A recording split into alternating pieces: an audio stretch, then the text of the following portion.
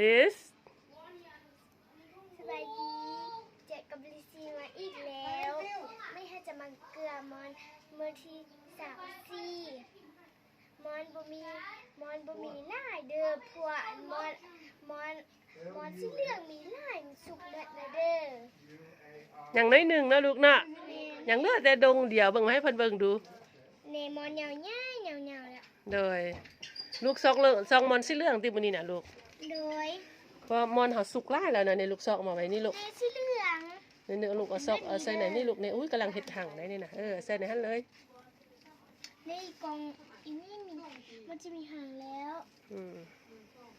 อันนี้เด้อมันจะเฮ็ดหางโดยเอาใส่ในหั่นเลยลูกใส่ในแตะมอนเลยเอ้านี่ไงล่ะจะมาจับซอกค่อยๆเด้อโดยนี่เด้อใส่โดยใจฟิลิปยังมาใจมอนน่ะลูกไหนสบายดีเพิ่นน่ะลูกสบายดีซื้อยังลูกไอฟิวเนาะ5กะเลิงเหียนติลูก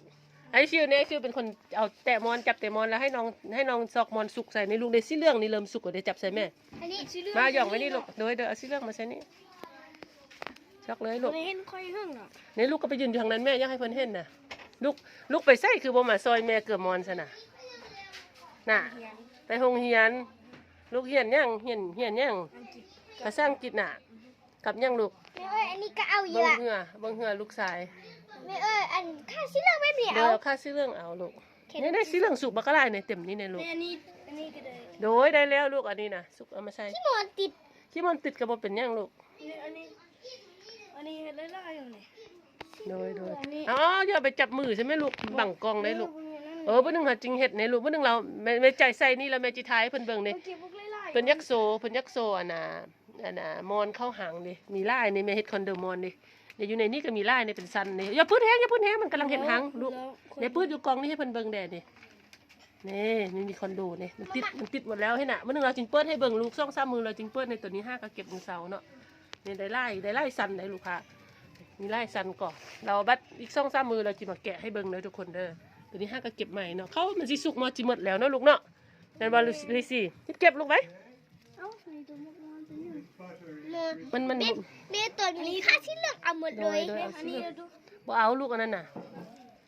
นี่มันยังกินนี่มันกินใบมอนอยู่แค่นั้นนี่ใบมอนมันหิ้วนะมันกินมอนนี่เดี๋ยวนี่เอาลูกก็เก็บแม่ลูกบ่นั่นมันสีเหลืองดูมันกินข้ามันสีเหลืองข้ามันสีเหลืองเก่าเลยลูกนี่คือว่าเห็นตัวหมดอยู่นี่น่ะบ่ยามันลูกอันนี้มันอันหอบปกกี่แม่นี่ลิซี่ในหมดอยู่นี่น่ะข้ามันให้แม่ได้โอเคกับใจลูกคนให้เลี้ยงมอนตรงระหว่างมันกินเด้อโดยถ้ามันกิน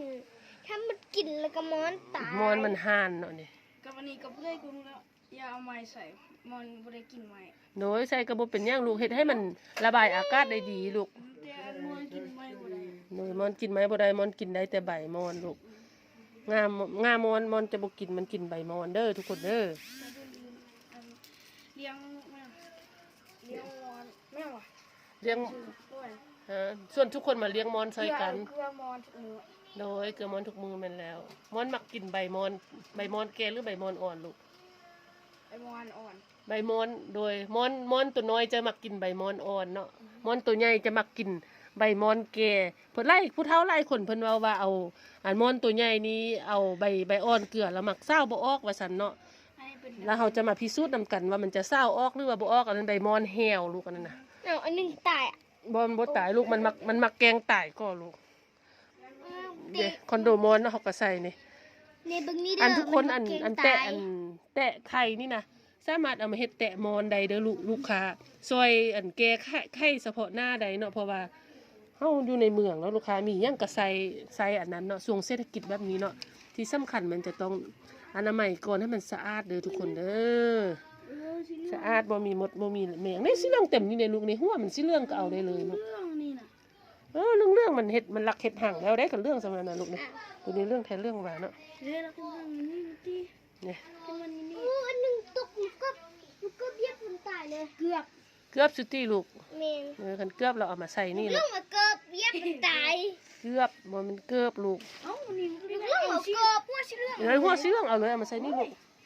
โอ้ยขอโทษเอาแม่ เอาหัวสีเหลืองมาใส่อุ้ยมียุงทุกคนมียุงมียุงหลายเด้อทุกคนยามนี้น่ะยามอันน่ะยามฝนจะยุงหลายเนาะทุกคนเนาะ พออันหยุ่งทึกฝน ถ้าขี้มาหนึ่งอันนี้นะ ขี้ลูกาบ่เอาขี้มันเอา มา แต่ เอาอันนี้โบ เบิ่งมันสีเขียวบ่เอาลูกเอาแต่สีเหลืองเด้อลูกเด้อ เอามันมีมอนอยู่ไหนฮะ แล้วใส่อีกเพราะว่าบางทีมันมาอยู่ถึงนี้ก็ได้ลูกมันมาถึง อันนี้ยัง โดย มีชื่อ โดยใส่อีกลูกมันทักไตไปลูก อาย ครบแล้วบ่ลูกเบิ่งดีๆเด้อ ยังเอ้าอันหนึงไม่ใช่ที่ บ่ไม่ได้ใส่ หัวชิเรื่องน้อยๆเอาอยู่อะ ใส่เรื่องน้อยๆก็ได้ลูกใส่ไว้เลยนะมาใช้เอาคอนโดเนี่ยคอนโดก็ซ่อนง่ายๆเด้อทุกคนสู้ว่ามันเต็มแล้วเนาะมันเต็มแล้วย่ามันเป็นทางน้ำมันเต็มแล้วลูกค้ากระโซนแบบนี้เนี่ยเฮ็ดเสลี่ยงขัดกันแบบนี้เนี่ยโซนแบบนี้เนาะ เนี่ย ใช่ ไปเบิ่งอันที่เรื่องอันเก่าเลย บ่เบิ่งเทื่อรู้ผู้เดียวเขาเฮ็ดตัวนี้แล้วก่อนแล้วจึงพาเพิ่นไปเบิ่งนะลูก เบิ่งเลยอันนี้ดูอันนี้ก็เอา เอาสิเรื่องแล้วเอาเลยกันหยังวะ อันนี้ก็สีเหลือง ลูกก็บ่ไปอยู่ฝั่งนั้นลูกจริงๆเห็นหน้าจอนี่ลูก ว่าตีนสีเหลือง ลูกบ่อยากเข้ากองตี้ เปลี่ยนสีเหลือง กินสิเรื่องก็เอาลูก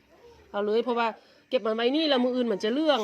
แล้วมืออื่นเขาจริงจะบ่ได้เก็บลูกคันเรื่องสำคัญแล้วมืออื่นแล้วมันจะเรื่องเลย มันดูขึ้น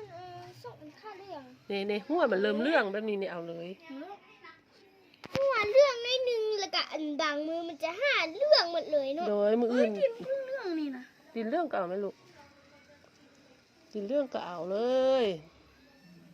นี่ตีนเหลือง อันนี้ก็ได้ตีเรื่องโบนี่กำลังเห็ด โดย บานน้อยๆนี่ เบิ่ง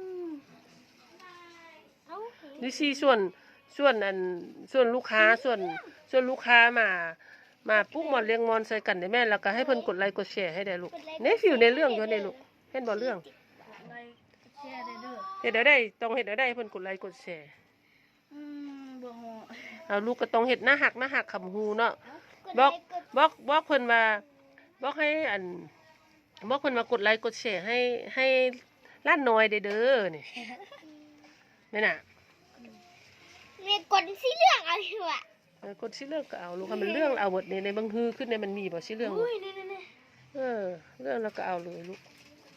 เห็ดรวงปีนเบิ่งก็ได้ ตุ้ยนี่น่ะ ตุ้ยน่ะตุ้ยเพราะว่ามันกินเก่งในลูกตุ้ยคือลูกติ ตุ้ ตุ้ ย ย คิ ได้ ดว่าฟิวเท โอ้ยลูกบอยไอ้ฟิวน่ะ เอา เอาจับนี่ มันไม่ได้เฮ็ดหยัง บ่เป็นหยังลูกมันค่อมจับนี่ท่าลูกแย่งไว้นี่มันจะเก็บขึ้น เกิดเด้งขึ้นได้ไว้หนูได้ เอาเช็คกุดบายก่อนแม่จิเมียนแล้วอะ บายบาย บายบายฟิวบายบายแม่จิเมียนมอนก่อนมอนค่อม บาย เนาะ บายหม โอ้ย อน บายบายบล็อก เข้าไว้อย่าจะกันจบเด้อมันเฮ็ด